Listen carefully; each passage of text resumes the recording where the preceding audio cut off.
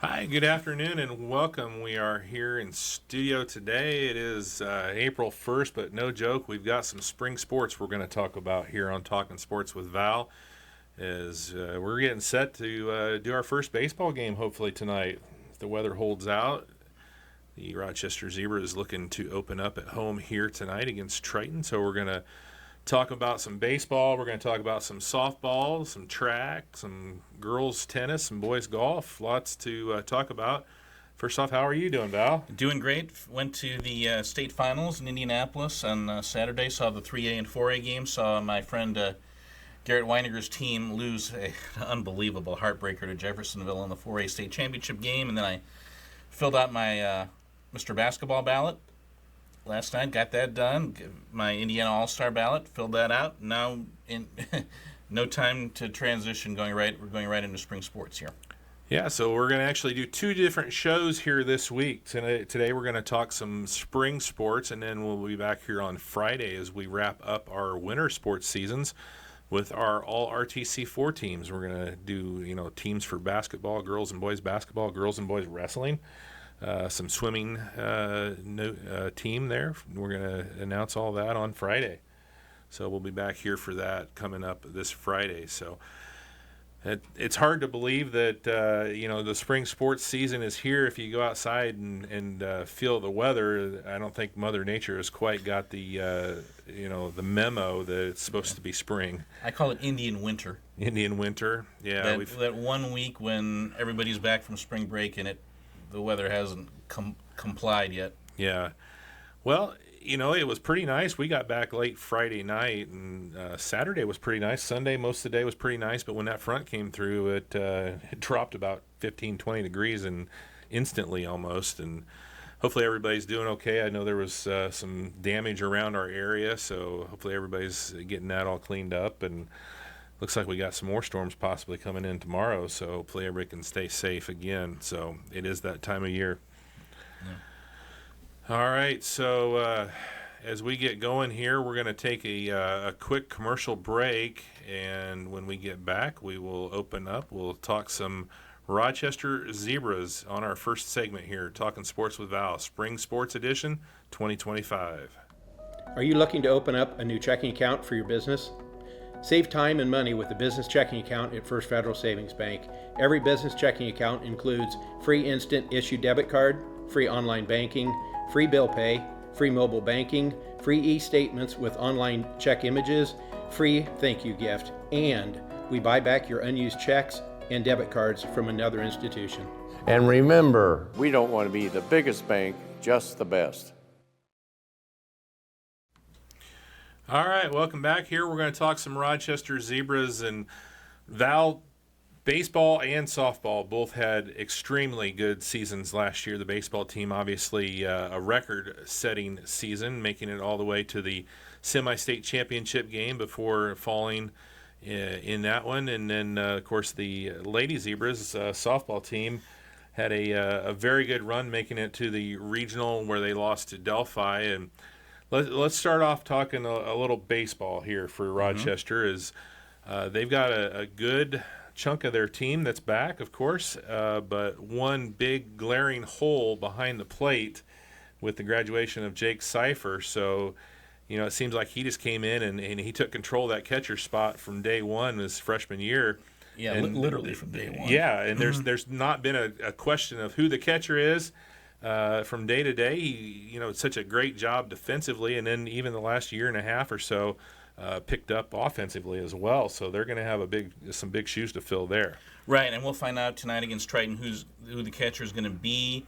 I know Zach Parks had told me he had kind of volunteered for that, but and again, Zach's played a lot of center field in his career, but again with Parks and again Zach basically missed all of last season after undergoing surgery on his shoulder, so just to get Zach back at all is great, but now with Zach and with Parker Casper, you've got two really good center fielders. So how are you going to work that? And it sounds like Zach might be the first to get the chance behind the plate. But that's going to be one of the big questions. The other big question is who's going to play third base.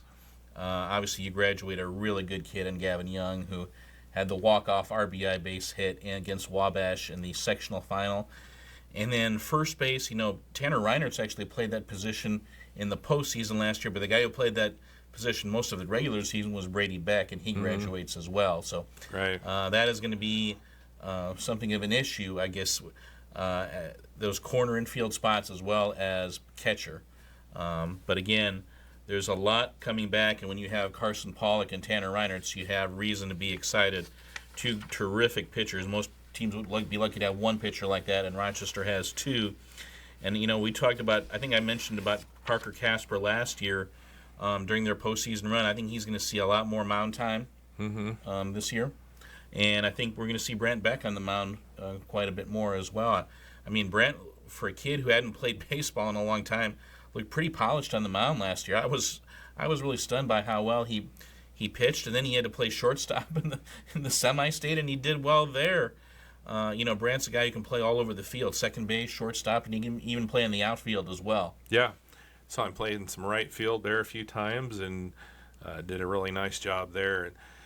You mentioned it, Tanner Reinert's on the mound, but boy, Carson Pollock really had a breakout season last year on the mound for the Zebras. Oh, yeah, and he just had a rubber arm. He would just come back and whenever you needed him, and he would almost get better as the game would get on. As his arm would get a little bit tired, he would almost get more movement on his pitches, and he just has a good feel for pitching in terms of he can blow hitters away sometimes, but sometimes he can use his off-speed stuff to get hitters out.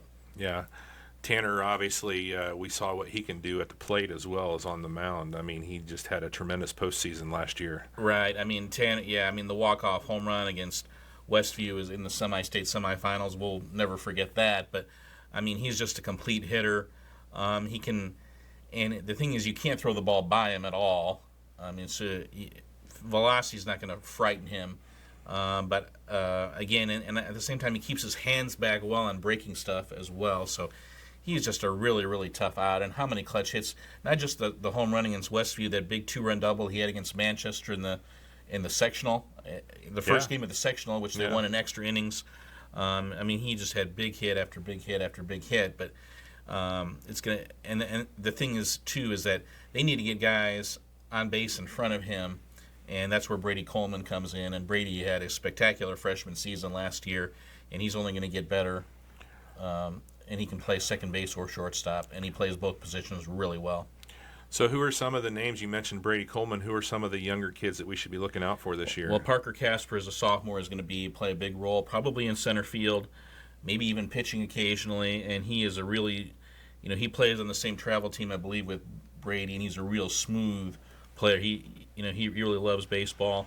And then, we'll see Callan Furvitt out there. I think we saw him play in the semi-state some. He can play in the outfield, and I think he's a really capable hitter. And then Connor Dunphy, I think he'll fill in some of those missing innings. When you graduate a Colton Furvitt and when you graduate a Gavin Young, you need somebody to step up and fill those innings. Casper's one of those guys, and I think Callan might be, and I think Connor Dunphy will be as well. You mentioned Tanner Reinert's obviously finishing out his senior year. How many teammates does he have in his class? What are our seniors this year? Yeah, Adrian Ochoa. We think he'll come out and play. He played some JV last year, and of course Drew Bowers, who did a great job in left field last year. Drew really hadn't played much varsity, but he fit right in from the start of the year last year, and he was really a solid contributor. A guy who's has got really good speed, but doesn't is a really good line drive hitter. Doesn't strike out that much. Yeah, we saw obviously what a year Drew has had.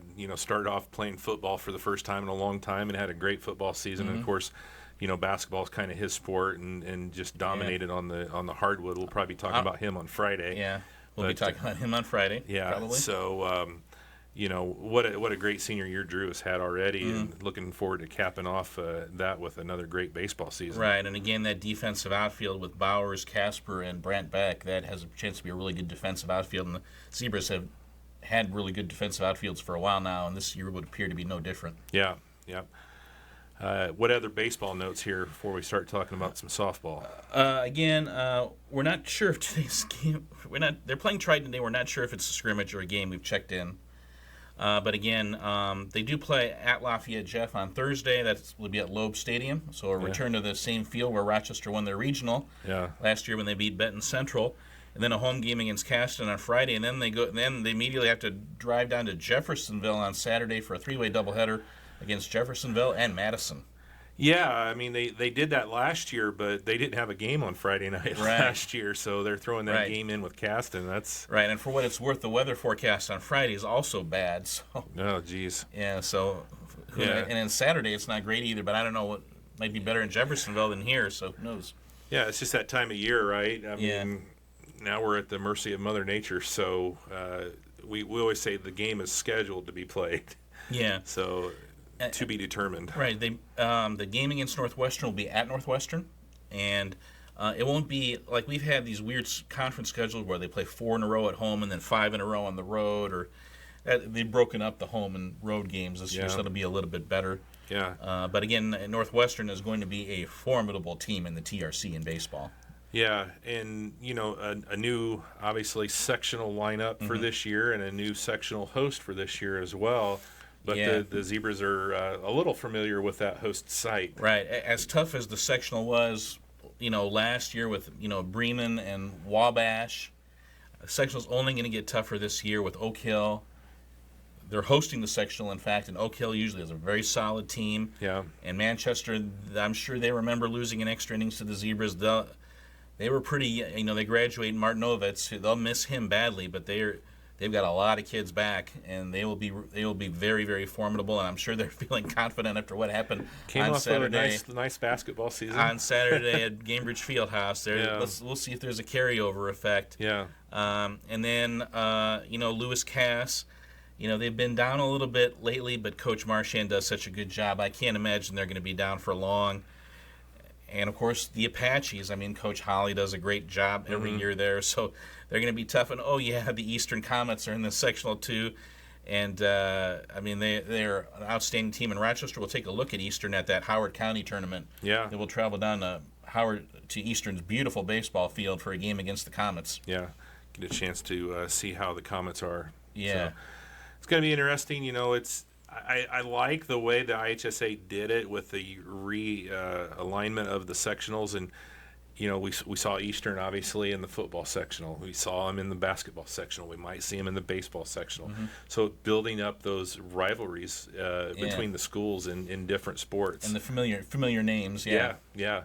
So really like that.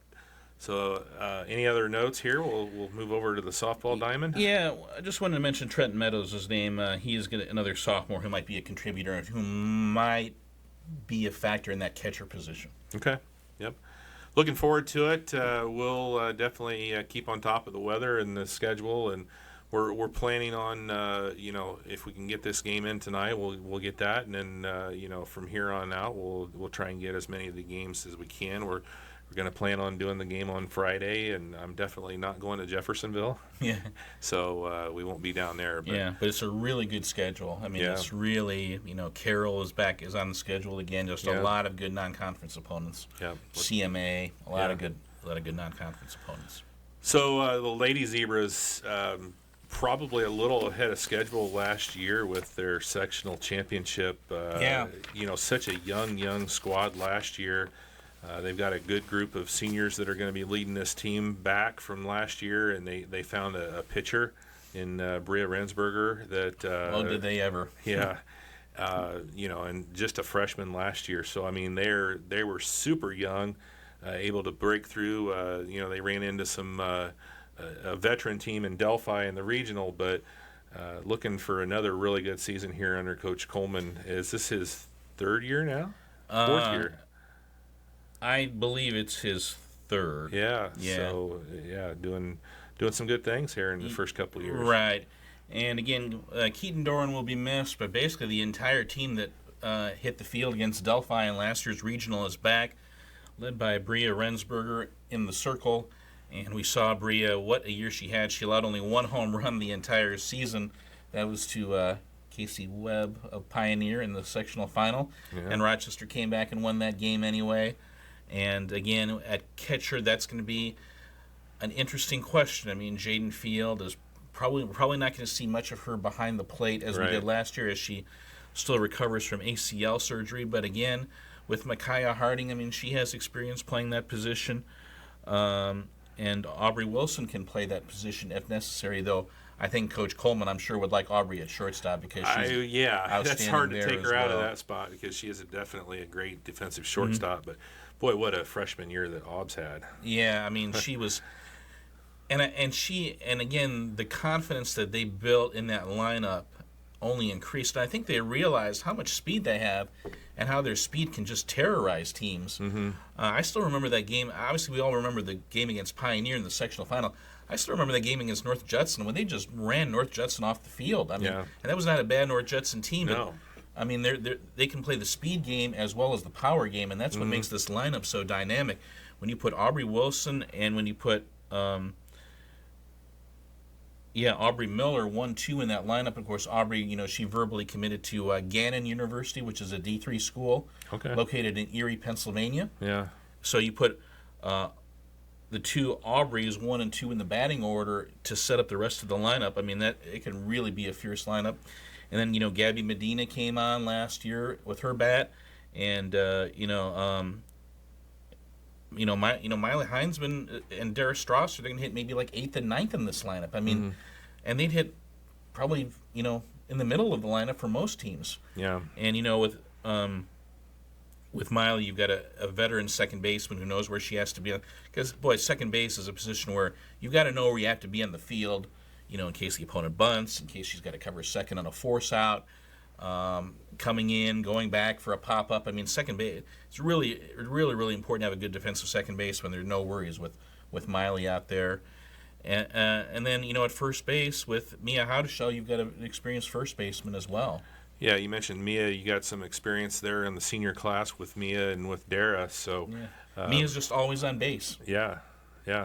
And, you talked about the speed. I mean, there's nobody probably quicker than Dara on the team, too. Yeah. I mean, she's got some wheels as well. Right. And looking at outfield defense, I think that's going to be, you're talking about being a strength of the baseball team, I think it'll be a strength of the softball team as well with Dara in center. I would imagine Jaden Field will get a crack in left field, and then you got Braylon Hunter in right field. But Braylon can play all over the diamond. She can play just about anywhere in the outfield, and really just about anywhere in the infield as well. She can play third. She can play short. So Braylon is she's kind of a, the queen on the chessboard, so to speak, in that she can move all over the place. And Braylon really came on as a hitter as well in that 3 spot. And because if you're going to hit third in this line, we're going to have to take some pitches to allow the two Aubreys to steal. Yeah. But she can do that, and she's not afraid to, even hit behind the count because she can put the ball in play eventually. Yeah. Looking forward to some coverage for the Lady Z's. We're going to be over there on Tuesday next week for our first game for Rochester, but they have some games coming up before that. Yeah, they open the season with a game at Mishawaka. That'll be a very good game right off the bat on Thursday night. Mishawaka, a very good program out of the NLC. And then a home game against LaVille on Saturday. But, boy, I have that first TRC game circled on my calendar Wednesday, April 20th against Southwood. Yeah. Southwood won their 1A sectional, and they are really good, and they're still pretty young. They're still mostly a junior-laden team, so that is going to be a big TRC game right off the bat. Conference-wise, should be a pretty good race. Right. Rochester's going to be good. Southwood is going to be good. And, again, they're playing right off the bat. I think Manchester beat Rochester last year, and they're a team with a lot of players back from last year. I think the Lady Squires will be a really solid team. And then, you look elsewhere. Mechanical has been pretty competitive. Over the years, Rochester's had trouble beating Peru. They've always had really close, tight games. And they've got to travel to Peru this year. That will not be easy. And then, Whitco, they're always solid as well. So, I mean, and they do a good job there. So, I think it'll be, it won't be a race where they just steamroll teams. But, again, there's only one Bria Rensberger. Yeah. And then, of course, we talked about with baseball, obviously, a new sectional for softball as well. Some of the same teams in the softball as the baseball and the same host site. Right. The softball sectional is also at Oak Hill. The Lady Golden Eagles, they will have a good team, no doubt. Again, Manchester will be there. They'll be tough. Eastern has had a traditionally powerhouse program. They will be good. Lewis Cass has a traditionally powerhouse program, and they'll have the pitcher is back, and their shortstop is back. I mean, they've got Lewis Cass just won the sectional back in 2023. It wasn't that long ago, and most of those players are still on the team. Yeah. They've got a veteran catcher. Rochester beat them 3-2 in last year's sectional. I'm sure they remember that, and they'll be looking to get some revenge. Yeah. So it should be a great season for the Lady Z's as well. Any girls that you kind of hadn't mentioned that you might see as a little bit of a sleeper coming out? Yeah, the Matthias freshman. I'm sorry, I forget her first name, but she was a freshman on the basketball team, and she's also a very good softball player. And she might be the number 2 pitcher behind Bria. Okay. All right. Well, anything else on the softball team here? I think that's what we know for right now. Again, another strong non-conference schedule as well. Bremen coming up on Wednesday, April 9th. I know they played Bremen in the past, but playing them early in that pre-conference schedule I think will be really helpful. Yeah, and Bremen, you don't know much about this year's team, but traditionally they usually have some pretty strong teams. So they push. Yeah, a lot of those girls wind up playing college softball. Yeah, they won state just 2-3 years ago. Yeah. We saw one play for a few years down in the state south of us that was pretty darn good. Yeah. So. All right, let's take another quick break here. We'll come back. We'll talk some more Rochester Zebras. We'll talk about track, and we'll talk some tennis and some boys golf as well here in just a moment. RTC Fiber Communications knows the internet is evolving, taking new twists and turns. As we add our input, make our choices, and follow the light that connects us all, it's quite a journey. One to experience with the fastest speeds available. And with a variety of plans to select from, you'll be on your way in no time. Contact RTC Fiber Communications, connect to the internet speed that suits your journey, and enjoy the ride. Welcome back here, talking sports with Val. Let's talk some track here as the Zebras get going. They've already had a few indoor meets. The Hoosier State indoor meet was last week. Four of them, yeah. So getting some action inside. What's on schedule for outdoor meets here for the Zebras? Well, the first outdoor meet is coming up this Thursday, April 3rd, when they travel to Plymouth.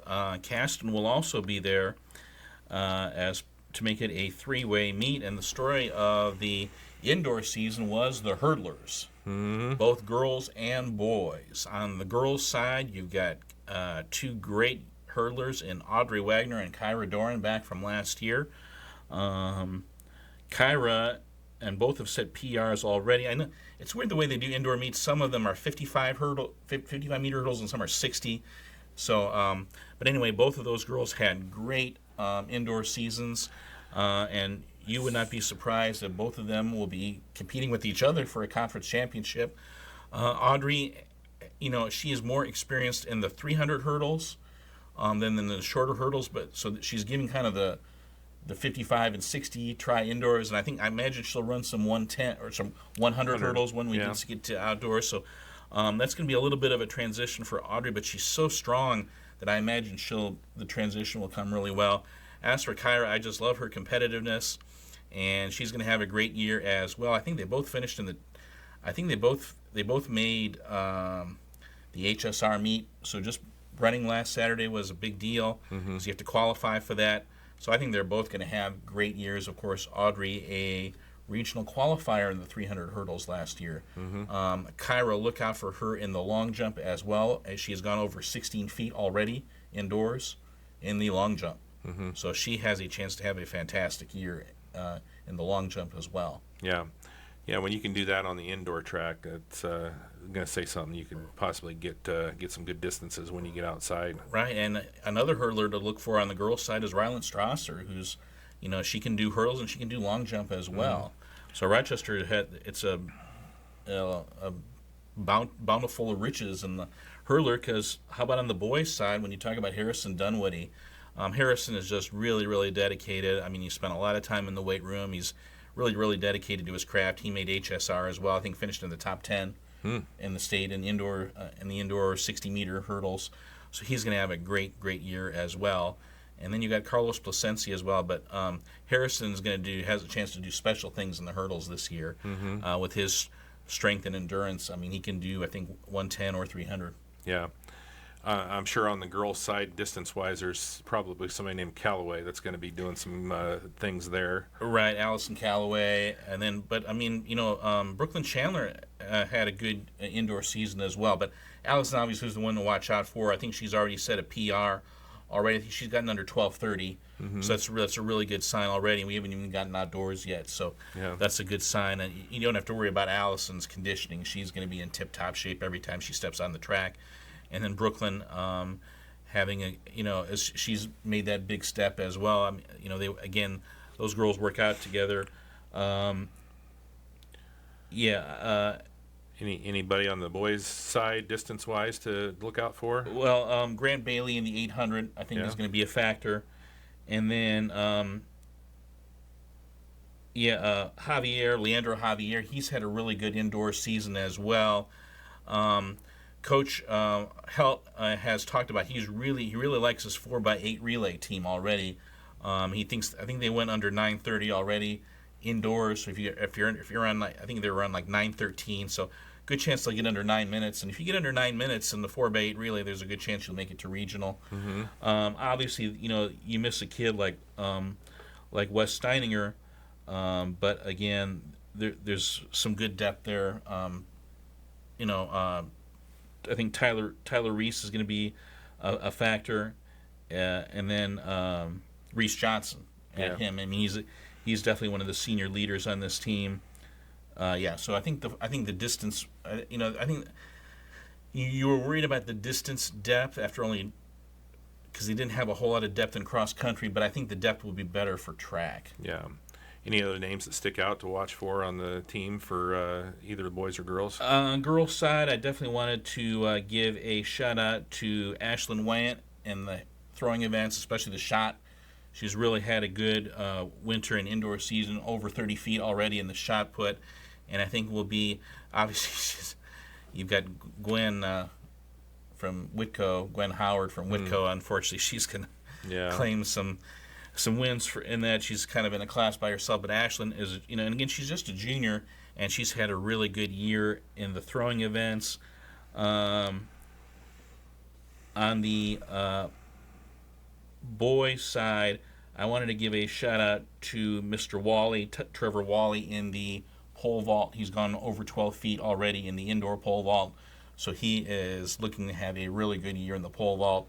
Obviously, on the girls' side, they'll miss McKenna Jackson. I don't know who they have coming back in the girls' pole vault, but yeah, Trevor Wally has a chance to have a great year. And then Gage Zimpelman is the number 2 kind of boys pole vaulter, and he's a good, solid pole vaulter as well. And then in the throwing events, they look to be loaded. Mason Heisey in the discus, just a junior, and has a chance to have a really good year. And then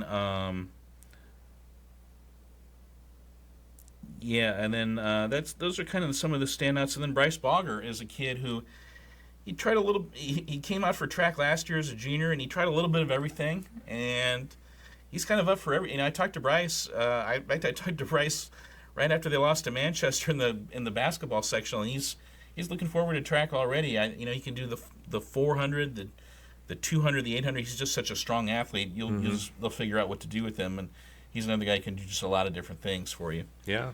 I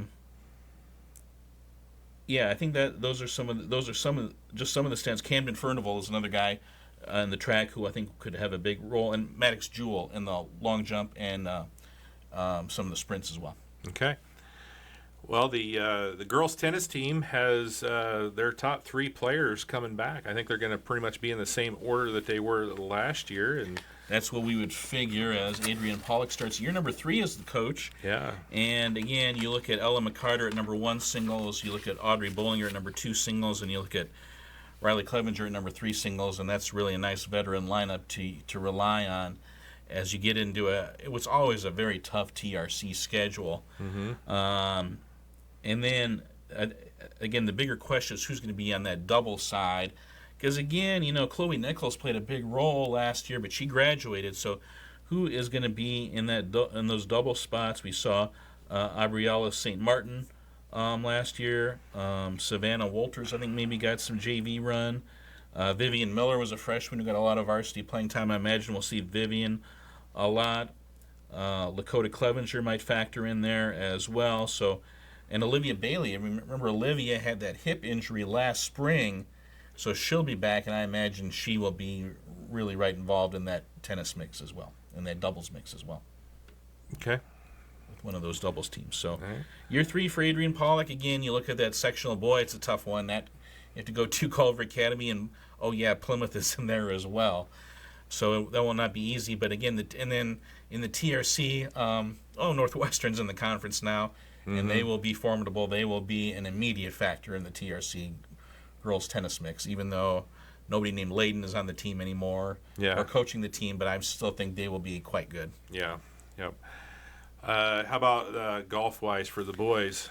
Well, again, the big question is Noel Riffle graduates, and then J.R. McLaughlin graduates. So those are your number 1 and number 2 players. So who will fill in the void? But again, most teams would love to have a 1, 2, 3 of Isaac Heichman, Davis Reaney, and Ashton Musselman.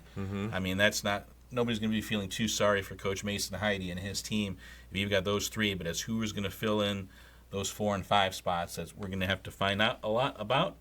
Again. Some of the kids we think might be involved. We think Jack Reffett will be involved. Jack's a really good athlete, hasn't played much varsity before, and Brady Morgan is another kid who's kind of bided his time, but I think is going to be somebody who will factor into that varsity lineup. We don't know if we haven't gotten an updated roster yet, so we don't know if there are any freshmen who might step in. But yeah, I would imagine that Morgan and Reffett will be guys who will get a chance at least. Okay. But remember, Enrique Navarro graduated as well. He was a kid who factored in and got some varsity playing time last year as well. So, yeah, some tough graduation losses. But again, Rochester has, with those front 3, they're going to have a chance. And again, the conference tournament this year is going to be at Round Barn here in Rochester. So Rochester will have the home course advantage. Okay. Good stuff there. Anything else on Rochester before we move on? Yeah, I think that's about it. I think it's going to be a really fun spring again with a lot of kids back, and just a lot. The big news we're going to be talking about this whole show is how many kids came out for golf.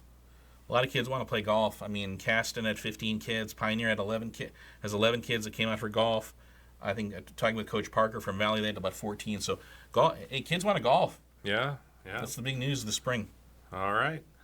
Well, we'll take a quick break here. We'll come back. We'll talk some Argus Dragons here coming up next, talking sports with Val.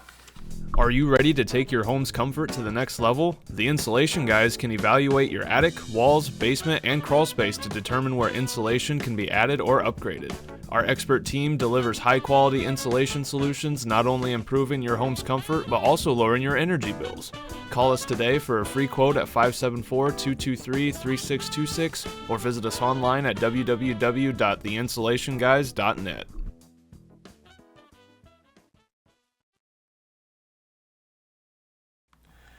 Welcome back here as we talk some spring sports with Val here on April 1st. And no fool, it's supposed to be spring outside, right? But a little chilly yet today, but we'll get there eventually. And let's talk some Argus Dragons as both baseball and softball teams going to be coming up with some new coaching this year. So let's actually start with the softball team as Phil Dean, a longtime assistant coach, has taken over for Alyssa Thayer, and should have some pretty good prospects there definitely with the Stackhouse sisters in the with the battery of pitching and catching. Exactly, those are the first 2 names that come to mind when I think of Argus softball for this year. The Stackhouse sisters with Ivy and Ava, and with Ivy in the circle. I think this is, again, the key for Argus has been run prevention. It hasn't been necessarily scoring runs, but it's been run prevention. Just basically throwing the ball over the plate and been forcing teams to swing their bats because they just walked too many kids over the years. And I think hopefully if Ivy's on her game, they'll be able to do that as well. But again, they did suffer a lot of graduation losses. You lose an Alicia Sarver to graduation. You lose a Carly Rex. You lose a Briley Elliott. You lose a Kendra Burkholder, you lose a Lily McMillan, you lose a Shelby Weiser. They're losing a lot of the lineup, so I think that's going to be. But I know Coach Dean; he's really kind of overseen that feeder system, and now he's the head coach. So it'll be interesting to see how where he plugs the holes. Mm-hmm. But again, Ava Stackhouse is going to play a big role on this team. And, Grace Thomas, hopefully she's back from her injury during basketball, but that would be a big help if she can come back. Yeah, I That'd know. be a big factor. Ava and Ivy's grandpa was keeping me up to date all winter long on how they were doing on their travel ball, and at one point they were on the best travel team in the state, so they were both doing really well with that. So, looking forward to seeing what they can do for the Dragons. Yeah, in addition to Ava Stackhouse, two other seniors wanted to mention: Lexi Schenkel and Lydia Lead. Mm-hmm. So we know Lydia well, obviously. Saw her all winter long on the basketball court. So looking forward to seeing what she can do here with the Dragons. So, rough year last year, obviously, for the baseball team. What's the prospects here coming up this year? Well, again, they graduate Jackson Kindig and Jamin Trump. And those two kids, we felt, especially their impact on the mound. I think right now it's just developing the talent. Coach George is new to the team, so we'll see how he can, if he can bring out the numbers. Boyd Paul was a kid who got some time and had really his moments last year. We'll see. He's one of the senior. He's going to be the senior leader on this team, I think. But we'll see if they can develop. They were really, really heavy on that sophomore class last year. Kids like Brady Montgomery and Dominic Burns and Kyle Penn and Willie Bereni. So we'll see how those kids have developed under the new coach. Yeah. New conference as well for them. And a new conference as well, and that you've got a lot closer road trips and I think more natural rivalries. Well, in the Hoosier Plains, no offense to them, but there was a lot of times where maybe only 2 or 3 of the teams had softball teams. Yeah. I mean, it seemed like, from year to year, you really weren't real consistent with everybody having teams, so you couldn't really have a full, conference schedule. Right, so the schedule would change from seemingly day to day, week to week. No, okay, these games are canceled. So yeah, and then we'll talk more about the Hoosier North Conference, obviously, as we get into like Caston and Culver and those. But if you think about it from a softball standpoint, obviously, Caston graduating a lot of their team last year. So you think around the conference. Judson had a pretty good year last year. I don't know how many of them. Obviously, Winnemac from year to year is pretty solid, but seems like it should be a pretty competitive conference and something that Argus could compete in. Yeah, I really think that's going to be possible. I think especially that the double round robin for baseball is going to be really, really good. It's going to be really, really good for Argus. Yeah. It's going to help develop rivalries and just have a more consistent schedule with how they do that. Yeah, because it was just I think that. Again, there are a lot other. It's not the only issue for Argus baseball, but that was one of them. Yeah. So getting more consistently out on the field and developing these rivalries would be good. Yeah. Obviously, no track because they have no track. Yeah. No tennis. Do they have boys golf this year? Anybody? No, nobody there. So, I guess that's it then for Argus, right? Yep, that's it for him. Baseball and softball. So we'll. And lacrosse. And you can't forget about lacrosse. I did forget about lacrosse. So I apologize there. Yeah, and they play a very wide-ranging schedule. They travel. They travel to a lot of different places. They travel to the South Bend area. They travel to the Fort Wayne area for games. So they should have a good turnout for that program as well. Got to be getting into year 8 or so? I think so. Yeah. Yeah, been around. It's still the only school that we cover that does lacrosse, and haven't got up there to do a lacrosse match for a few years. So maybe we can get one of those on the schedule. Those are always fun. It's just one of those sports that obviously you don't see a whole lot in our area, and it's obviously bigger in the Midwest than it used to be, but out east that's kind of the thing. Yeah. So good luck to the lacrosse team. Still the same coach there? Yeah. Okay. That we know. Yeah. All right. Sounds good. Let's take another quick break and come back. We'll talk some Caston Comets here on our spring sports edition of. Thanks to the generous donors, the Fulton County Community Foundation has given over $19 million in grants and scholarships to our local communities. Grants received at the Community Foundation help families send their children to preschool, provide transportation, fund scholarships, local community events, and so much more. Call 574-223-2227 or visit nicf.org to see how your donation can benefit your community. Welcome back here as we talk sports with Val, Spring Sports Edition here 2025. Let's talk some Caston Comets. Obviously, some big changes for the softball program, graduating a pretty good group of seniors last year that Pretty good. Yeah, did a couple of things Oh my over gosh. their careers at the Caston. So Yeah, this is gonna be a different looking softball team. I got a chance to talk to Coach Burks yesterday for about a minute or two, and definitely this is a different type of team. I'd say this is a kind of a transition year for the program. Obviously, you graduate Macy Hinderleiter, Isabel Scales, Addison Zimpelman, and Annie Harsh, and then Alexa Finke. And well, the first thing you got to worry about is your infield, because you have to have a whole new infield. yeah, And infield defense is going to be an issue. But the good thing is that Coach Burks, that's his specialty. I mean, infield defense. So that was really one of the underrated strengths of this team last year. We probably didn't talk enough about it just because Addison Zimpelman struck out so many hitters, but their infield defense was on point all year. Mm-hmm. And so figuring out who's going to play in the infield is still kind of a work in progress. And then of the 12, I have some bad news to report right off the bat. Allison Craig had shoulder surgery within the last few days, so she is out for the season. yeah. It's believed to be a 6-month recovery time, so she should be ready for the start of basketball practice in October. Yeah, you hate to see her go down with the surgery, but after watching, her struggles in the basketball court, it's time. She needed to have that done and get that thing fixed. She's too young to be suffering like she was. Yeah, but from what we heard, she was a very promising player, and she would have blocked down first base. Yeah. So now you got to figure out who your first baseman is. Again, the good thing is I think they're going to have some depth at pitching. Natalie Warner is back, and she's just a sophomore, and she really held her own for a girl who barely had any experience pitching. She really did a nice job last year. And then one of those freshmen is Hadley Coughing, and she can pitch as well. Mm-hmm. And Hadley is a player, just a really good athlete, will have some speed, and will really kind of try and create some havoc on the base pass as well. The other big story was the two Mersch twins transferring from Pioneer to Caston, Alex Mersch and Mia Mersch, and they're both freshmen. So they figured to be a factor right away, and I believe one of the Mersches is a catcher.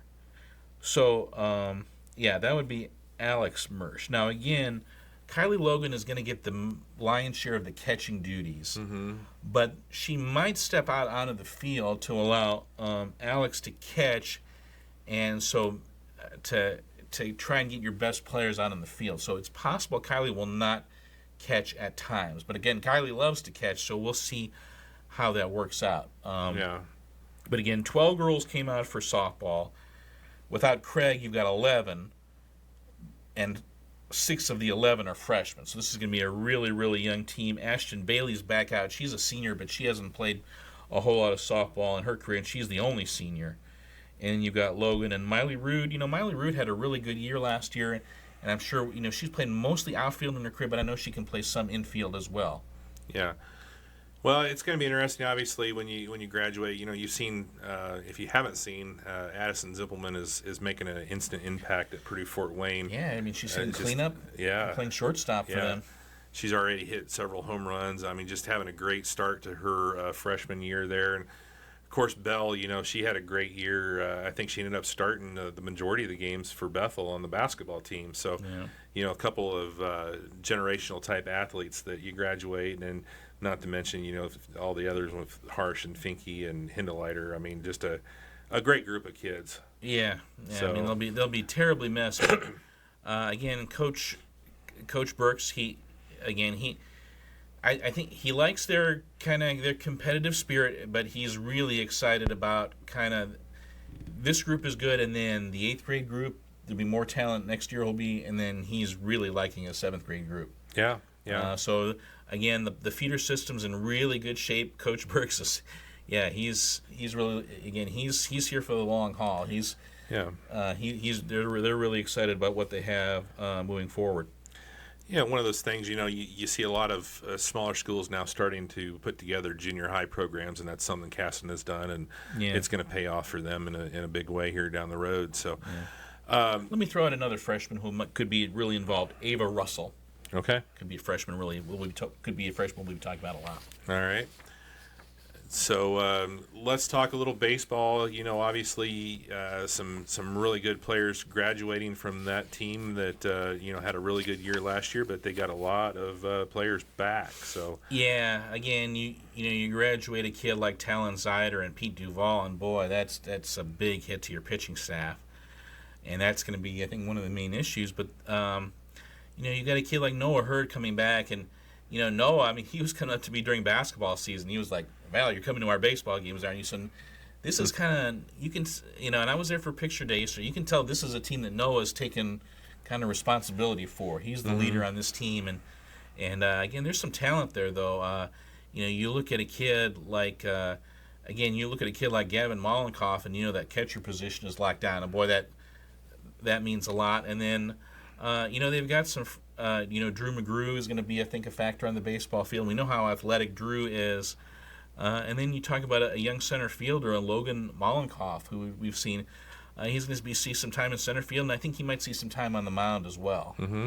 So I imagine those games of catch in the backyard between Logan and Gavin, we're going to see him out in public this year with the Comets. I'm assuming he's a lefty throwing for baseball as well, right? Yeah, Logan? I would imagine. Yeah. So, again, Coach Mollenkoff does such a good job of developing pitching over years, and you see kids and they start out and they're a little raw, and by the time they're juniors and seniors, they've got really refined stuff and they're really polished pitchers. He's so good at that, and I imagine that will continue.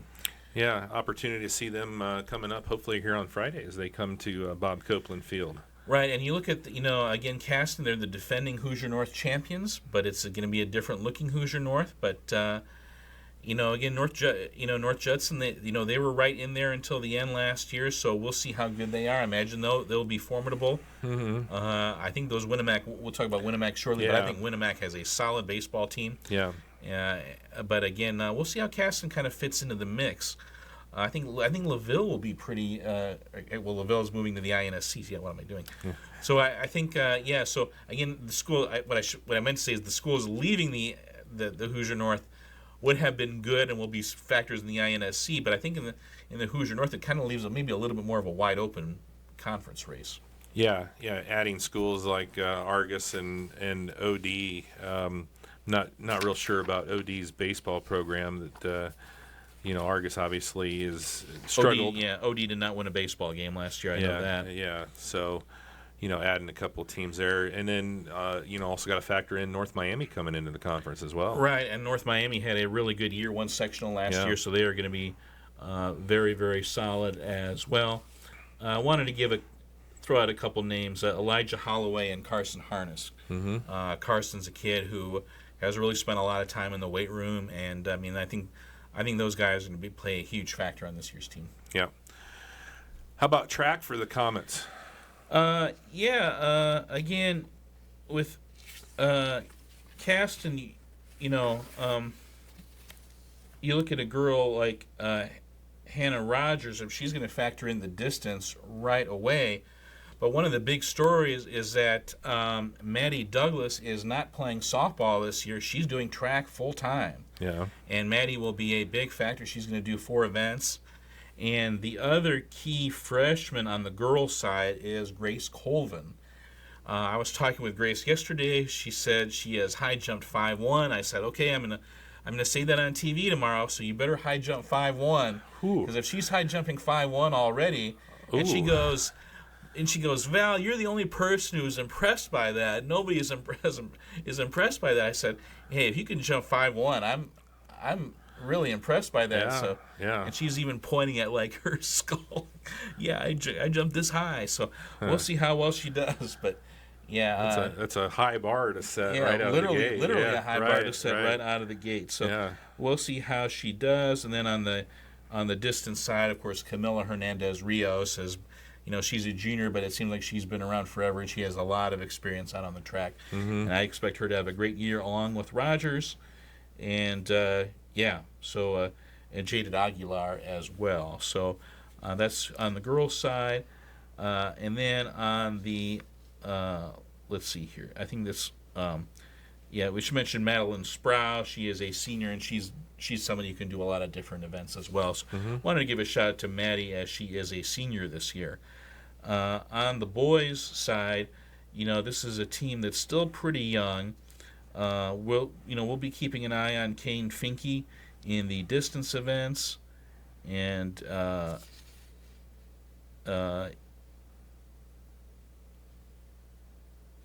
Kane is somebody we'll be keeping an eye on, as well as Lane Hook, who is a sophomore. Mm-hmm. He is going to be somebody who I think will factor in. And then Gage Manier and Landon Rigney. Good to see Landon back healthy after an injury-plagued football season. He is back healthy. So with Gage and Landon, I think they're going to be big factors, scoring a lot of points on the track. Okay. No tennis for Caston, but you mentioned they did have a pretty good sized turnout for golf. Oh my gosh! 14 kids out for golf. That's phenomenal for Caston. Yeah. 4 of the 5 players who played in last year's sectional are back. So Corbin Smith was the one who graduated. So there's going to be a dogfight for that one spot, we think. But when you talk about Luke Graham, he is going to be a big factor on this golf team, as well as, I was talking with Coach Rentschler. Max Summers is a kid who is back, and I think Max will probably be number 1 with Graham at number 2, and of course they're both seniors. And of course I was talking with Reed Summers yesterday, and before I knew it, Reed and Max were engaged in a trash talk competition about who's the better golfer. So Reed's going to play some golf as well. Reed's going to do golf and track, and Gage is going to do golf and track. Yeah. So we will see how that goes. But, Coach Rentschler he talks about our biggest strength is our culture and the fun we like to have learning and playing the game. It's a celebration every day for us to go outside in nature and enjoy the weather. So, again, and he talks about Luke and Max are great men, and they're going to do great things in life. So, again, it's going to be interesting to see how they kind of develop this roster of 14 kids. But it's great to see how many kids want to play golf. Yeah, just hoping those guys that are doing both golf and track don't get their shoes mixed up. Yeah. That'd be... Well, they were running around all over the place at picture day yesterday because they were in both pictures. So yeah. Oh, got my golf shoes here. We can't run on the track with those. So, yeah. All right, any other Caston notes here before we move on? Yeah, just wanted to give a shout-out. I don't know if he mentioned this on the air, but Chuck Evans he's not involved in coaching anymore, but I know he had a big factor in kind of building this golf program up. Chuck is retiring as principal effective on June 30th, and Gina Hurlmeyer will be taking over as the principal on July 1st. Yep. All right. Good and happy retirement to Chuck. He's been a great proponent of ours for over the years, and really appreciate all his work there at Caston. Right, and you see the upgrade in facilities right now. They're doing a renovation project with the locker rooms there, working on that. Of course, the weight room has been refurbished, and they've done work on the softball press box. So, lights in the baseball field. So, and then Chuck's they haven't done work on the softball press box. They built a softball press box. They built a softball press box. There wasn't one there. Accurate, Yeah. So that was very nice last year, getting to do a game in the press box. So, all right. Well, we'll take another quick break here. We'll come back and we'll talk some Culver Cavaliers on our Spring Sports Edition. Kriskins Pools and Spas is your local contractor for all your pool and hot tub installation needs. With over 33 years of service to Fulton County and the surrounding areas, and with a wide selection to choose from, Kriskins is sure to hook you up with exactly what you need no matter what your budget is. To learn more about our services, find us on Facebook at Kriskins Pools and Spas, call 574-857-3100, or stop on by at 7448 Liberty Avenue in Fulton to see how Kriskins can help you. Welcome back here as we talk sports with Val. You can see we're moving on to the Culver Cavaliers here. Going to talk some baseball and some track here for the Cavs, and let's start off on the baseball diamond here. A rough season last year for the Cavs, a young team, but I don't think they can use that young excuse much longer here, as they're getting up there in sophomore, junior, senior type players. So right, Coach Lowry now in the second year of his second stint as head coach, and he's got some Caston kids through and through. He's got some Culver kids through and through on his coaching staff, and Colin Stevens and Matt McEwen, guys who know, the Culver pride, and I think that will help out a lot.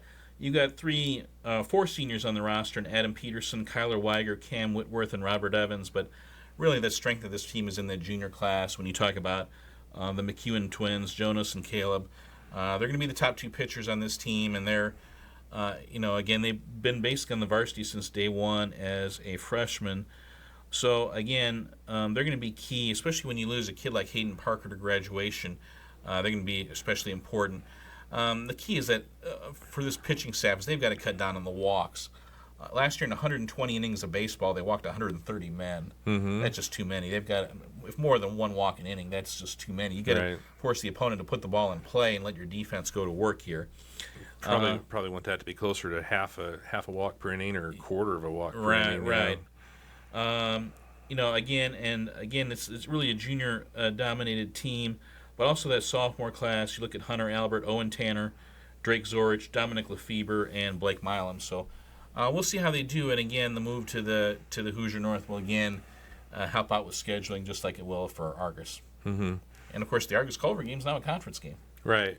So you take out LaVille and Knox, and then you add North Miami and Argus and OD. So yeah, a little different looking conference race this year, but hopefully they can put some things together there, and like I said, it's time to go. Yeah. No more. Hey, we got a really young team. You got right. You got an experienced team now. Let's get some wins. Right, and especially in a sectional that. There's no such thing as an easy sectional, but I think this will be a competitive sectional. Yeah, it should be. Top to bottom. You shouldn't. No real favorite. Right. I know. People are talking about Triton getting a little bit better, and South Central will always be a factor, but nobody's scary good. Mm-hmm. How about the softball team there? Obviously. Yeah. They lost that heartbreaker in the sectional final last year to Westville. Lost 3-2. And Coach Overmeyer, he's just put up a sign in the locker room, just says 3-2. Just he wants to remind those girls every day of how close they came and how motivated they are. And I said, how hungry were you guys? Are you guys going into the season? He goes, very hungry. I put the score up on the locker room door to remind them every day. Mm-hmm. So that's where it starts with this year. And he says, would be more of a put the ball in play type of team that relies on speed, but we're a team that has a couple kids who can knock the ball over the fence as well. Mm-hmm. Again, the key is that the sophomore pitcher. When you talk about Aiden Molbash, I mean, she really came on at the end of last year and was really an outstanding pitcher. But then when you ask him, and she's one of the team leaders already, according to Coach Overmeyer, along with Gracie Milam. And I mean, Gracie's just a junior. Abby Zahner, just a junior. Hayden Lute, just a junior. And then Brooke Davis, just a sophomore. So, this team doesn't have many senior leaders. I mean, the 3 seniors are Maddie Hamilton, Brooklyn Lefebvre, and Lisa Kermack. Lisa's a foreign exchange student from Germany. So, I mean, the seniors have less experience than the sophomores and the juniors on this team. So, It's still a pretty young team, but we'll see how much confidence they gain from that little sectional run they had last year. Yeah. Softball wise, it could be an interesting race for the conference in softball as well. And of course, you talked about baseball. They have the 2-game round robin with each team. And softball just plays each team once, so that makes each game that much more important. But right. You got obviously Pioneer, Winnemac. They look to be factors, and North Miami's always dangerous in conference play. Yeah, that's the thing. This conference is a hornet's nest. Yeah. When you get into it. But it'll be interesting to see how they do, because I think they raised some eyebrows from the other schools with how much they improved last year. And I think Coach Overmeyer has the program in the right direction. And again, you talk about girls, now they're used to winning. They're used to winning in soccer. They're used to winning in volleyball. They're used to winning in basketball. Yeah. And now we're in the spring. Yeah. So we'll see how they do. See if that translates. Yeah. Track and field wise, what do we know about the Cavaliers? There is a new coach this year, Owen Valaquette. Okay. Owen helped out with Coach Mawson on the basketball side, and he is the head coach for the track team. Okay. And again, you look at Katie Scouten and Emily Muffley and Maddie Hamilton those are the 3 seniors on the girls track team. Of course, so Maddie's going to do softball and track. And then 4 senior boys, Tony Summers, Adam Peterson, Daniel Laba, and Gabe Jackson. So Adam's going to do baseball and track. But a lot of the focus will be on those freshmen, Ava McKeon on the girls' side and Braylon Jackson on the boys' side. Yeah. There is some raw speed there. Yeah. And in fact, I'm not sure with Braylon it's even raw speed anymore. He's really good, and It's a speed. he's a real student of the sport, and he is going to come in and be a big factor right away. I would not be surprised. Yeah. And obviously, we saw what Ava can do on the soccer pitch and the basketball court. So Yeah, that'll be interesting to see how she runs. right. And Braylon's a guy he's used to running with blocks, and most freshmen are not. Right. Most freshmen have to learn it. So Braylon's going to be a big factor right away. He dominated that middle school Hoosier North meet last year. From what eyewitnesses have told me, maybe some of them are biased. But Yeah. I would not be surprised if Braylon is a big factor right away. Some other kids to be. I think is Culver hosting the Hoosier North Conference meet this year. Is that what I heard? Is that correct? Yeah, and I believe I'll have to double check. I believe they might be doing one big meet instead of two separate I heard girls that. and boys. There was an issue with the timers with the contract because one of them used their own timers because they had the girls were at Knox and the boys were at LaVille. Yeah. I think LaVille used their own timers. The Knox contract was what they're going to use or something, and I don't know. So they end up they're doing them both at the same time. So Yeah, but it'll be interesting. Theron Carrington does track. The McEwen twins are listed on this track team. really, So Drake Zorich, he's doing baseball and track. So yeah, we will see. But I really, again, I like all these freshmen. I mean, Colton Howard and John Carr, you could see on the basketball court that they have some athleticism to them. It'll be interesting to see how that translates into track. And, of course, we saw Alexis Gasanovas on the girls' side on the soccer field, and she's out for track as well. Eliana Andrzejewski, Savannah Harrington. So these are familiar names, but it'll be interesting to see how they do. And, of course, again, Owen Valaquette and Austin Faustus helping out with track and as an assistant coach. okay, yeah. Good stuff there. Obviously, no tennis for Culver. Any golf interest for Culver that we know of? Coach Zahner emailed me, said we have a golf team. We don't have a roster yet. So, Okay. that is Dan Lowry will be the head coach. Okay. How are Dan and Shane related? You would know that better than I would. Are they? Well, I know Shane has a brother, and I should know this because we're related, but it might be his brother. Okay. I don't I don't know that for sure. Yeah. You would think that being a cousin, I would know that, but I know they only had one golfer last year, so we'll see how they do this year. okay. Awesome. All right, let's take another quick break here. We come back, we'll talk some Pioneer Panthers on our Spring Sports Edition. Rochester Ford is your go-to for quality vehicles and automotive repairs. With our vast selection of vehicles to choose from, we're sure to put you behind the wheel of your dream car without compromising your bank account. And with every vehicle we sell, we offer a free lifetime oil change policy to be sure that your ride stays in tip-top shape even after you leave our lot. Come see us today at 119th East 4th Street, Rochester, or visit us online at rochesterfordonline.com.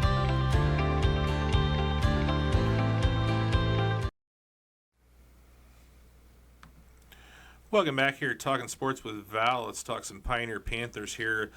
Start with the softball team as they, to drop that tough one there in the sectional championship to Rochester. But that was a heartbreaker. I mean, because it was this close to being a really thrilling win. yeah, you gotta, there's obviously some holes to fill for Coach Thomas, but obviously when you have a girl named Lois Layer to start your team with, you can build around that pretty easy. Right. The only debate about Lois Layer is what's more impressive about her hitting or her pitching. Right. Because she's really darn good in both.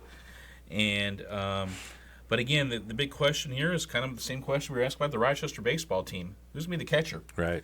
Because you graduate Casey Webb, who was you didn't have to worry about that spot. And again, the big news is we talked about the freshmen with Caston softball. We've got 7 freshmen on the Pioneer softball team, including some familiar names we've been talking about all year: Madison Schaefer, Layla DeMond. So it'll be interesting to see how they do.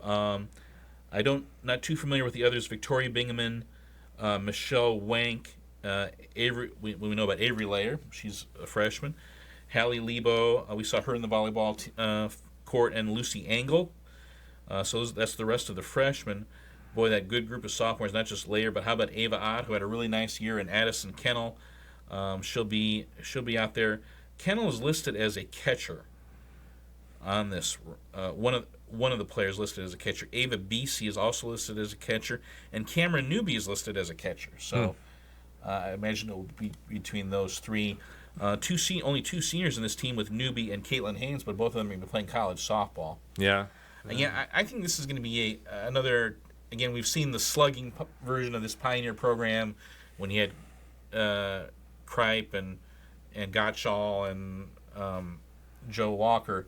I think this is not that team. This is more of the speed team that's just going to put the ball in play and just cause all kinds of nightmares. I mean, the way Pioneer runs the bases is just different from the way other teams run the bases. Yeah. And Coach Thomas just does a phenomenal job of coaching that. And again, they're a team that's going to cause a lot of havoc. And we add that into such a solid pitching staff with Lois, and this team is going to be right in the mix for the Hoosier North title.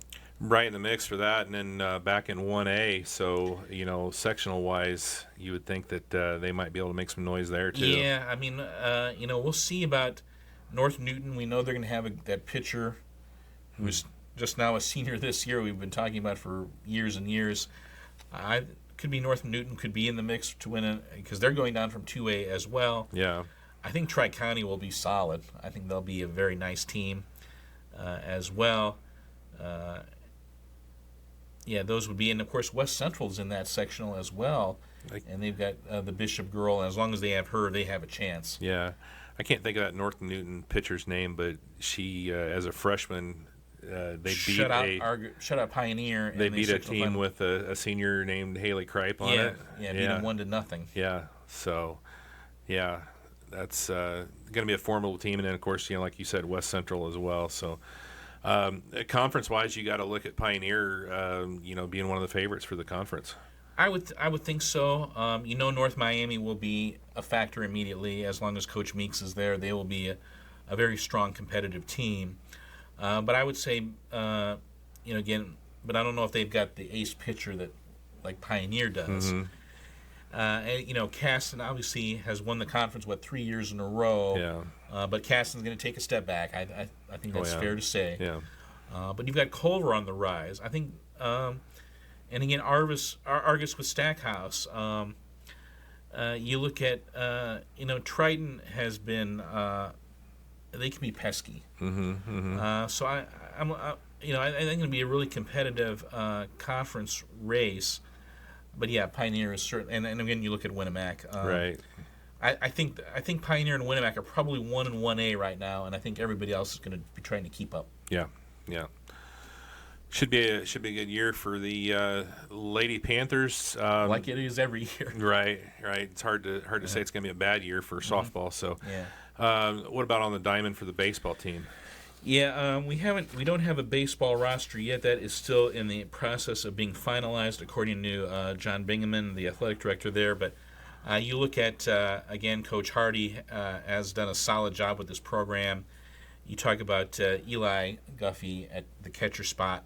He'll be the key to this team. He'll be the kind of the anchor and the team leader there. But boy, when Braden Erickson graduates, that is a big hole in the pitching staff. That they're going to have to fill, and I don't know if you can fill it with one guy. I think you might have to fill it with a bunch of guys. Yeah, and we did see, when they were here playing Rochester, some of those younger kids. I mean, so there was some potential with some of those kids that were, some of those young pitchers. Right, and you saw Pioneer play Bremen in the sectional last year, and you can just tell that boy, Pioneer, they need to be down in 1A. It's just hard to compete in 2A, but in 1A they will be competitive. Mm-hmm. I have no doubts about that. I wanted to give a shout out to another guy, Lucas Perry. He's going to be He's going to be in the middle of that batting order. He's a solid first baseman as well.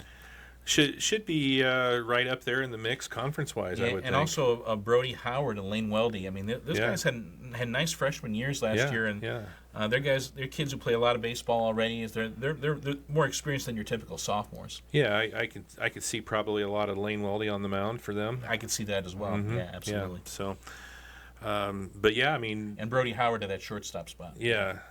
So, I would see them. You throw Caston out there, obviously, for conference. You can throw, you don't know what Culver's going to be able to do. North Miami now in that conference. Yeah. I mean, there's some whispers about Triton getting better. Yeah.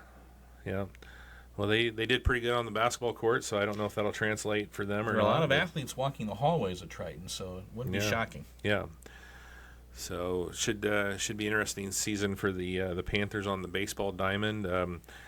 I saw the roster. Let's talk some track. I saw the roster for the track team. A lot of seniors on both sides, boys and girls Yeah, team. yeah. I mean, it starts, with the Harding twins on the girls' side, who, Yeah. I mean, the sprints, the long jump, the relays. I mean, they are just everywhere. You can't miss them, especially because there are two of them. Right. And then, Jalen Lehman, Kylie Jamerson, Elena Calloway, Allison Martinez Domingo, Kirsten Nye. So that's a good group of senior Yeah, girls. yeah. Really, really good group of senior girls. And then Aspen Molinar, she's going to have, I think, a fantastic year.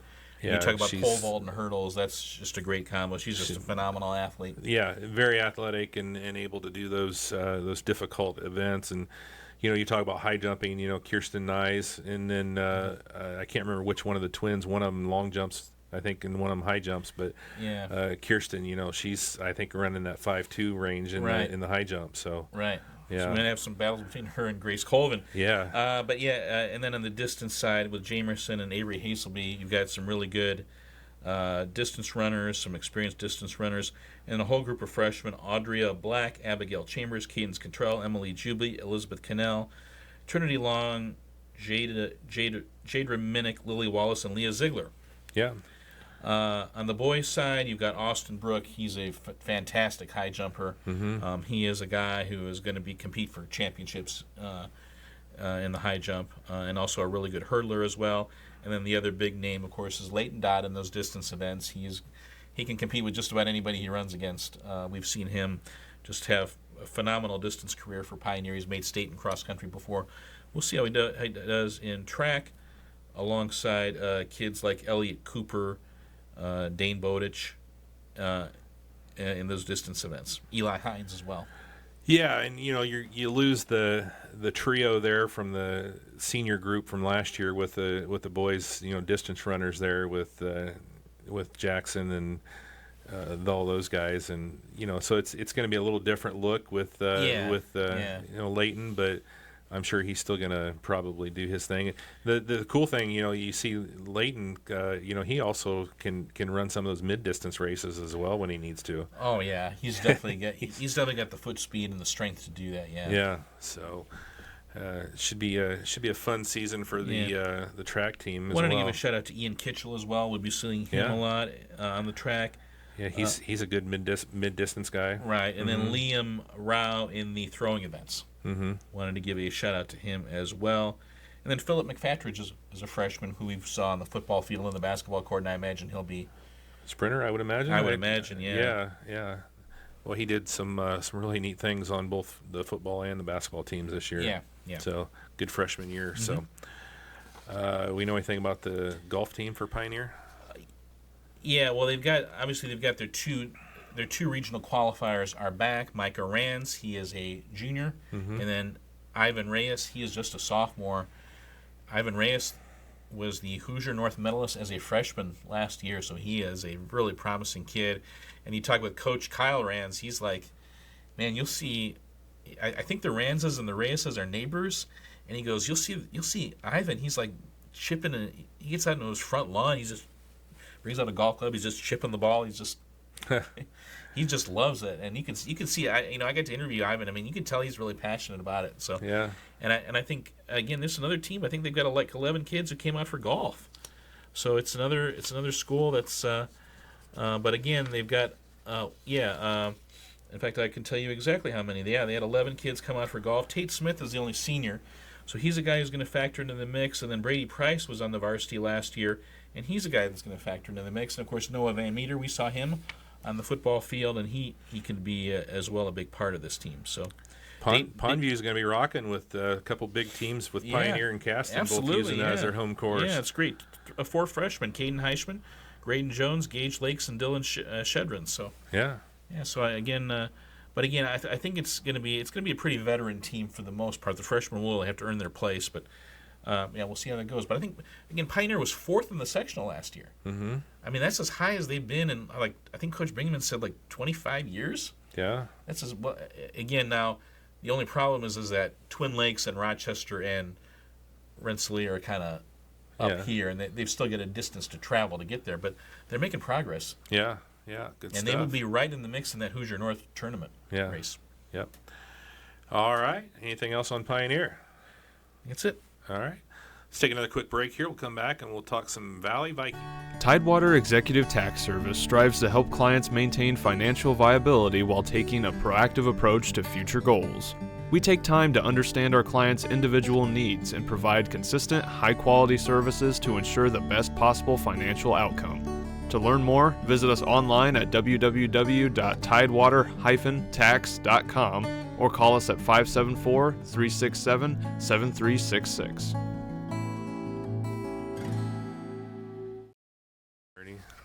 Yeah. Welcome back here as we talk sports with Valor 2025 Spring Sports Edition, and we're down to the Tippecanoe Valley Vikings. And, let's talk some Valley baseball as they've got a new coach this year. Seemed to kind of put some things together last year. What do they got coming back? Yeah. And obviously a new conference for them as well. Right, Clayton Adamson is the new baseball coach at Tippecanoe Valley. Clayton's a Valley grad. I mean, he bleeds green and gold, and he's somebody who has really put together a really good coaching staff. You got Scott Backus to come out of, I don't know if retirement is the right word, but of course Coach Backus is the former head coach, longtime former head coach, won multiple sectional titles as the head coach, then left and got into administration. He was in administration at the middle school for years. Now he's back as an assistant coach. He's helping out. And then two of his assistant coaches are two guys we're very familiar with, and boy, did I have to do a double take when I saw them at Picture Day.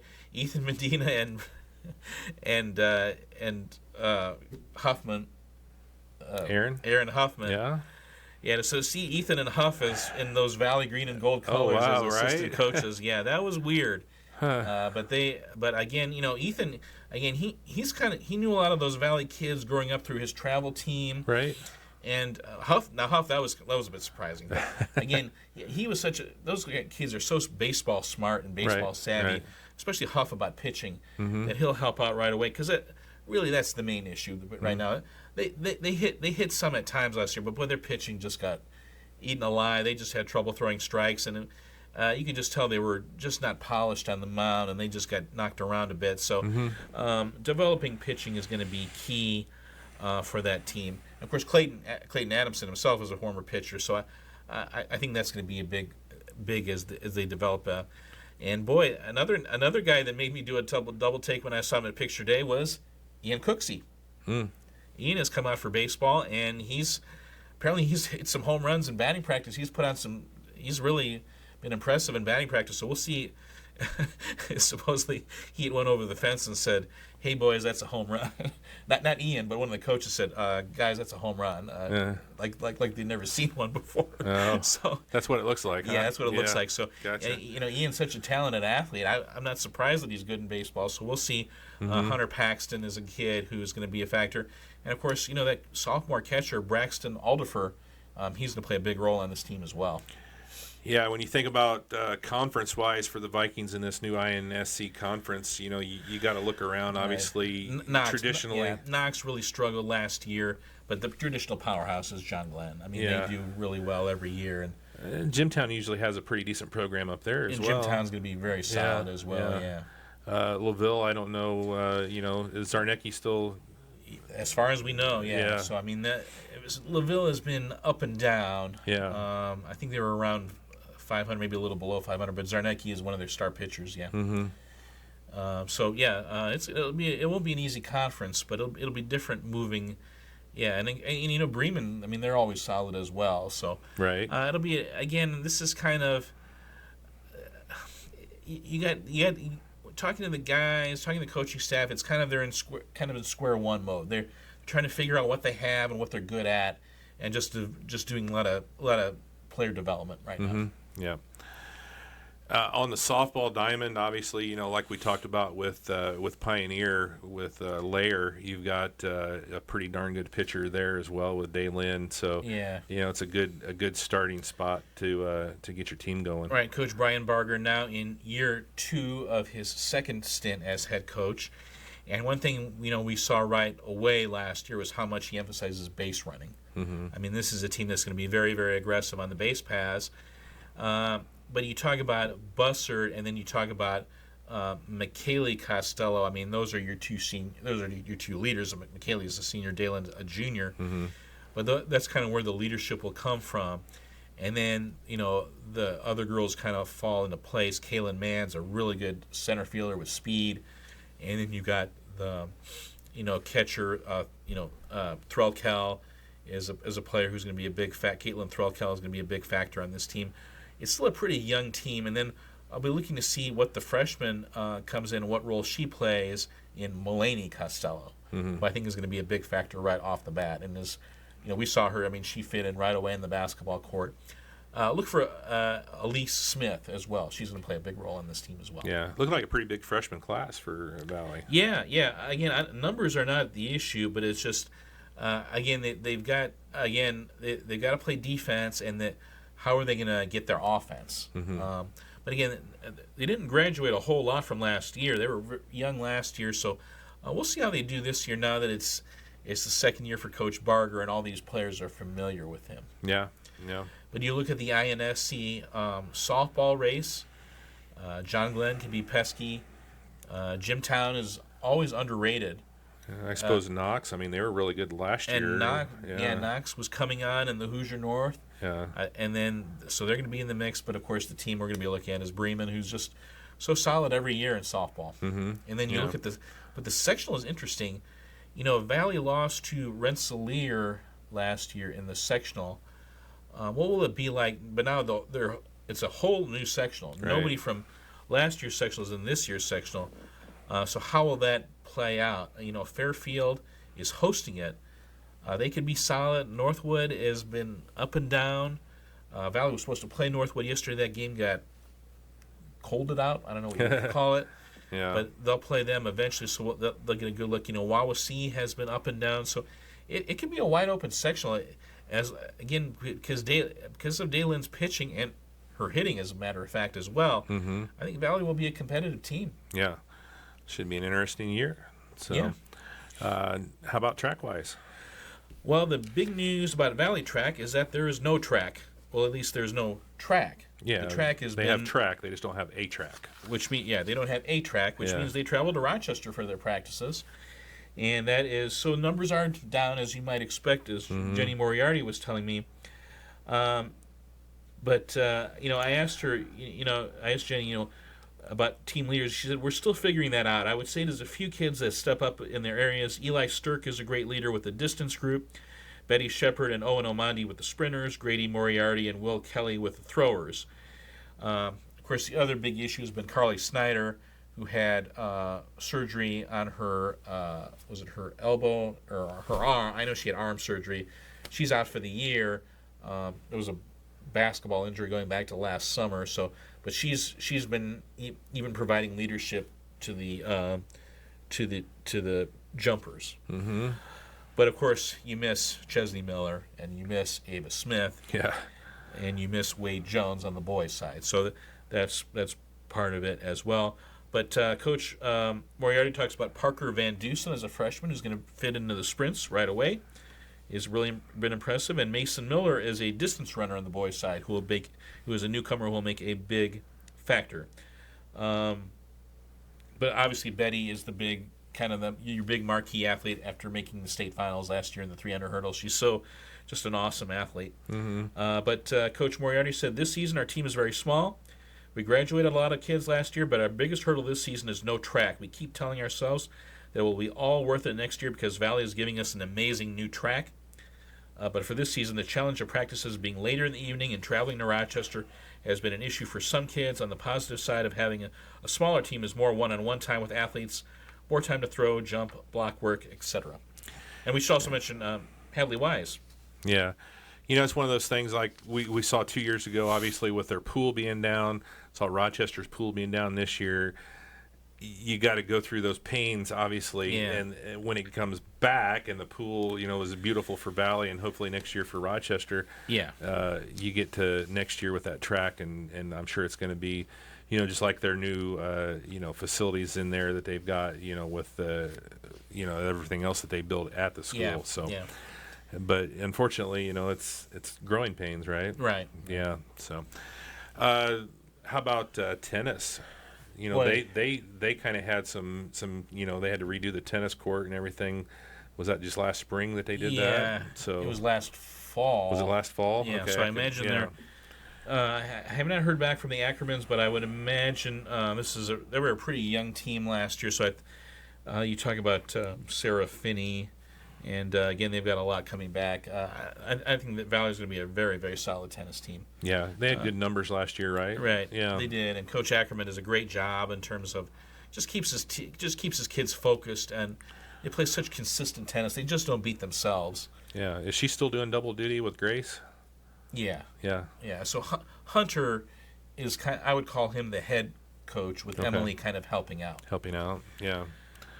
And then what about the golf team? Boy, the golf team, it's an exciting time if you're a Valley Boys golf fan, with Wes Parker, Nash Baus, and Thad Shambaugh and Ethan Young all back. I mean, that's 1, 2, 3, 4, and that's a dynamite 1, 2, 3, 4, and I think they're the favorites in the INSC right off the bat. I mean, they're going to have a really good. They had kind of I think they called it a conference preview tournament last year, and Valley won that. Okay. So, and given that 4 guys are back, it's going to be really good.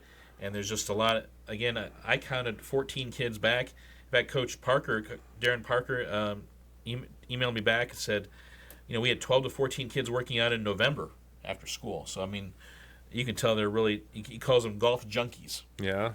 He goes, we are incredibly deep. I believe we'll have 12 players shooting below 50 for their season average. 12? Below 50? Wow. Yeah.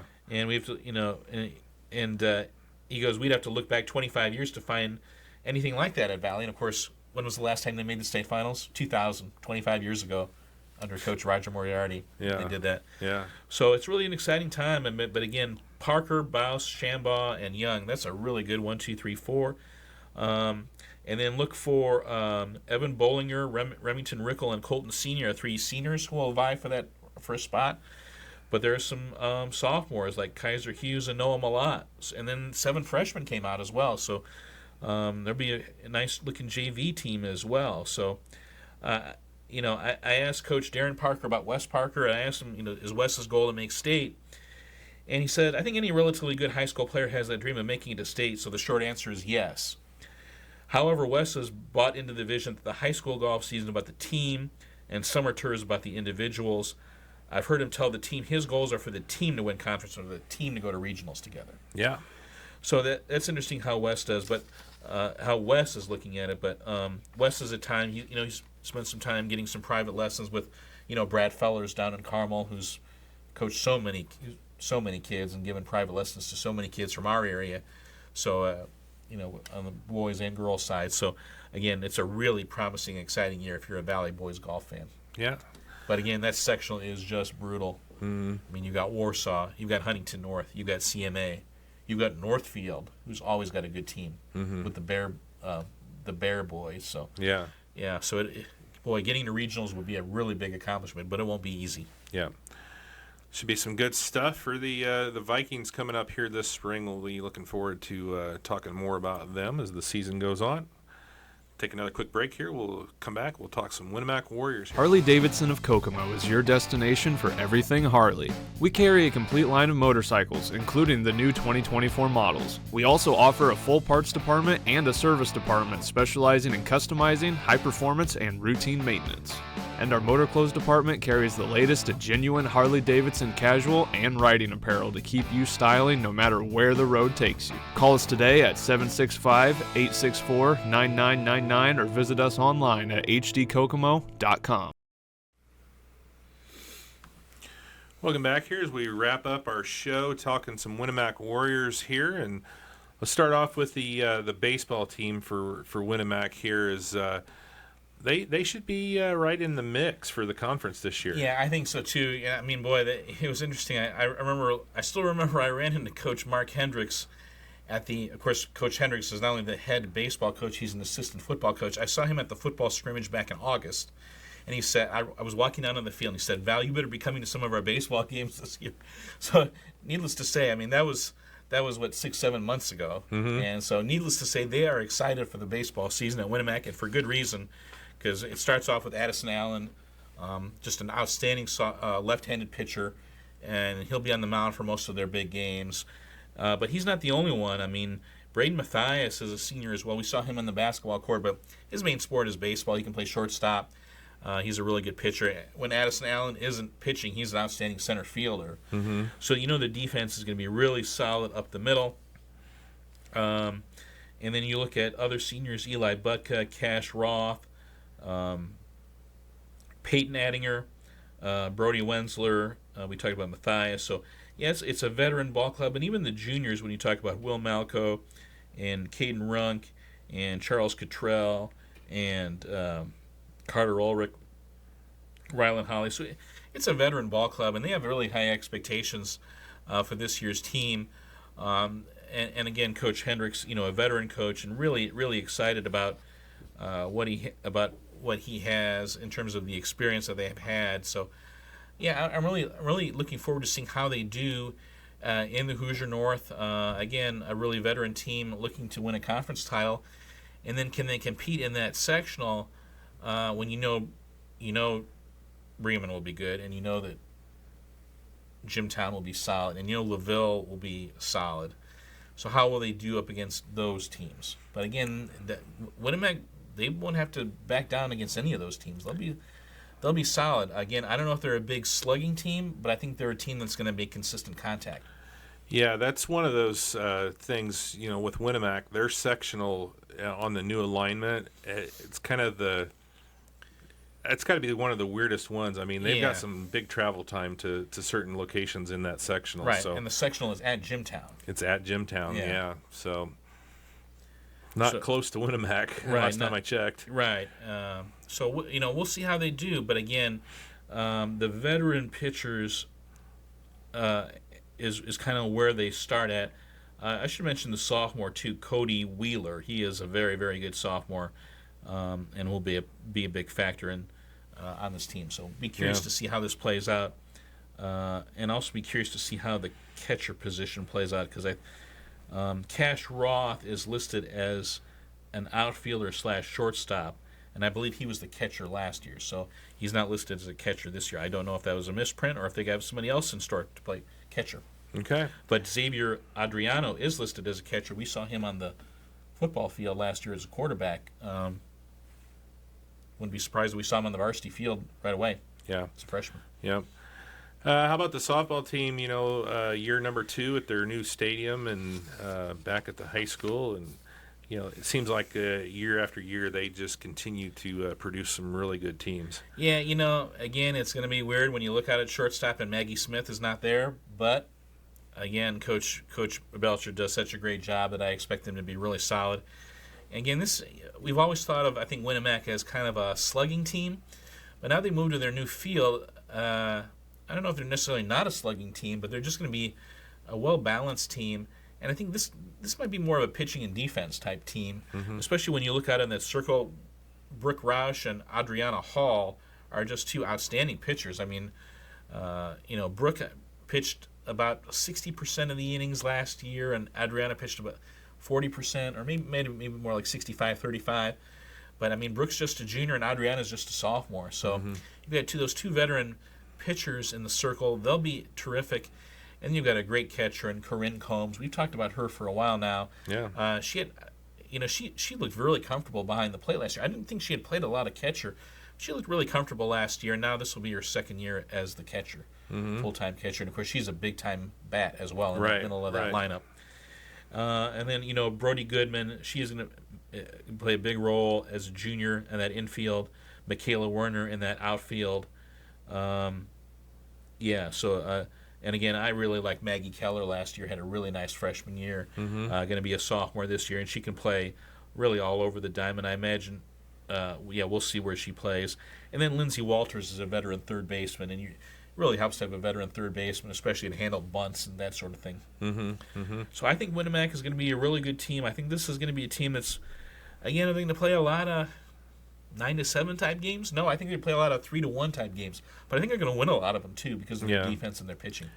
I think they should be one of those teams that's right up there in the mix with the conference. Yeah. Obviously we talked about Pioneer; they're probably going to be up there as well. But I think Winamac, Pioneer, probably if you, and then maybe North Miami.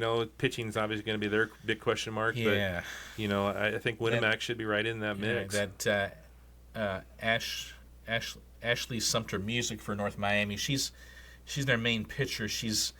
We'll see how they do with her. But again, North Miami, their feeder system is so great because the Denver Little League that comes out of Denver. I'm sure North Miami is, and North Miami will have speed too. Yeah. So the Warriors, and then when you think about the sectional, obviously that's the same as baseball, right? It's crazy to think about.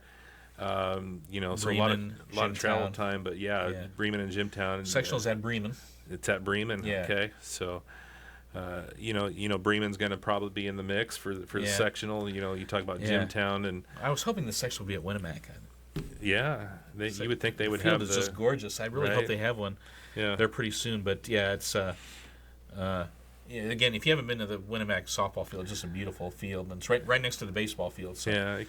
In that sectional, you think about it, it kind of seems like everybody up in kind of north central Indiana Yeah. and then Winamac. Yeah. It's like how did they end up in Yeah. that? Just doesn't seem to fit. But Yeah. the basketball team had to go to Jimtown, and apparently the baseball team will too. And Bremen's not that far away. It's a pretty good haul up there as well. Yeah. So, But Coach Belcher, her teams are so consistently good every year, and I have no reason to think why this won't be another year where they're good. Hopefully, Corinne Ulrich is back. She missed all of basketball season with shoulder surgery, I believe, but she's going to be a key factor in this lineup, assuming she's healthy, and she's listed on the roster that we have. I thought that was the hope, was that Yeah. she'd be able to come back for softball. So, how many years has Coach Belcher been coaching? I want to say this is 18 or 19. Yeah. Okay. Because she took over for Coach Nyes due to his illness. And sadly, of course, Coach Nyes lived for a long time after that, thankfully. But sadly, he passed away, about a year or two ago. Mm-hmm.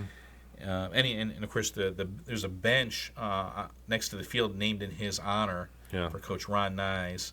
But I would say 18 years, 18, 19 years for Coach Belcher, and she was at South Newton before that. So she's had a long, terrific career, and she's done so much for building this, being an ambassador for the sport at her school and for other schools as well, because she hosts that fall league every year. Yeah. All right. What about some track for the Warriors? Yeah, track. We've got a bunch of seniors on the girls' side: Allison Campbell, Maddie Foster, Claire Goodman, Sierra Haschel, Cadence Hoover, Rashay Lamer, Hallie Short, and Emily Weaver. Of course, Cadence Hoover, a big-time runner, going to run at the collegiate level. I forget where, but she's going to big-time factor in the cross-country season, and I imagine she will on the track as well. Marissa Iverson is back, had a really good year. Hopefully, health-wise, I know she was injured at the end of basketball season. I hope she's back healthy again. But she will be a factor on the track as well in the high jump. And then Candace Croft, of course, she is a great athlete as well. We'll be seeing her a lot. And then Avery Wegner in the distance races as well on the girls' side. And then Sadie Popejoy, a sophomore, who is, her forte is the throwing events, the discus and the shot put. So I don't know if you think of Sadie automatically as doing that, but she does that. That's not who I kind of Gwen Howard-esque Yeah, there, right? she's really gained in strength. Of course, Winamac's one of the few teams they have separate.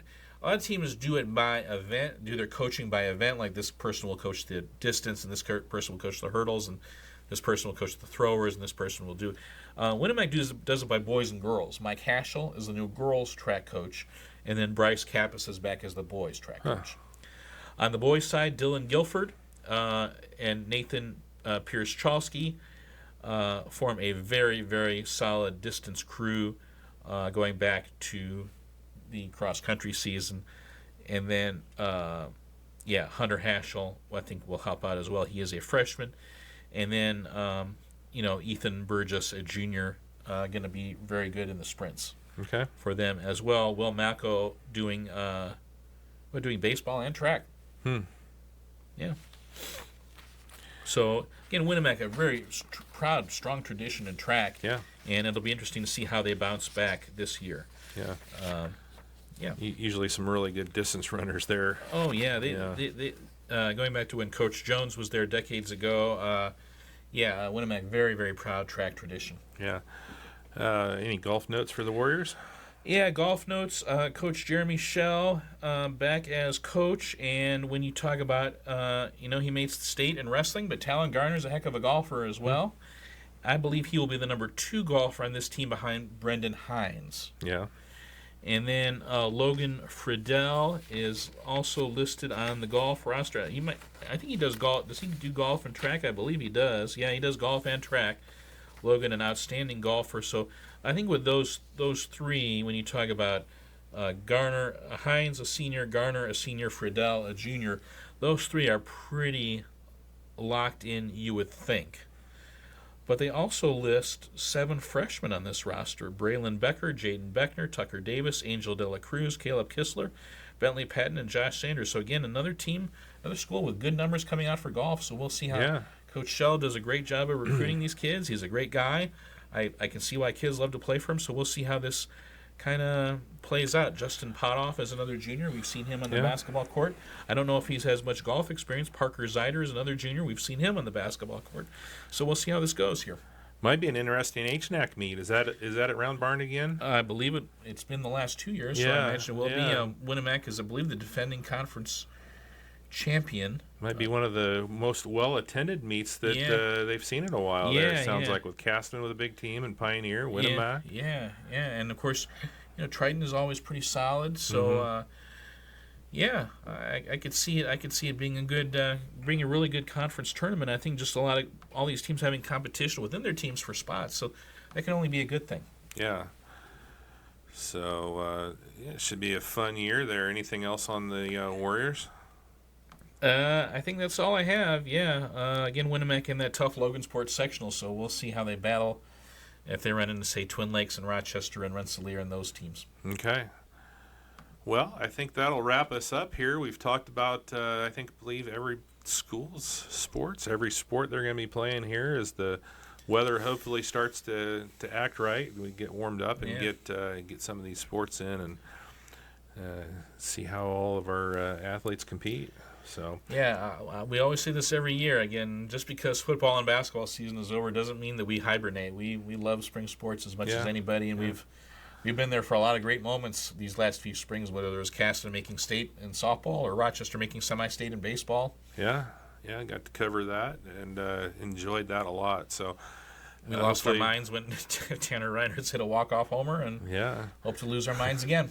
Hopefully we can have some more of those moments, and obviously the end goal is Victory Field, and for the baseball, and so Bittinger Stadium obviously for the softball, and you want to go down to I suppose, even though you're going down there, I suppose the IU for the track folks, right? Yeah. So. Yes, Steve. I could see the softball people being more excited about their end result than the track people. Yeah, but, and of course Prairie View Golf Club and Carmel is just a great course, and you're always treated really well when you go down there. Yep. All right. Well, we'll be looking forward to getting some games on the air for you. So we'll possibly be back later tonight. If not, maybe Friday. If not, maybe next week. We'll see. Everything is always pending weather. Once Indian winter ends. Yeah. All right. Thanks a lot for tuning in, and we'll talk some more sports. Like we said, we're going to be back on Friday for another edition of Talking Sports with Val as we wrap up our winter sports season with our all RTC 4 teams. So looking forward to that one. Looking forward to banging my head against the wall, or us banging our heads against the wall collectively and figuring out who's going to beat. Yeah. On those teams. Yeah. So. Well, thanks for joining us, everyone.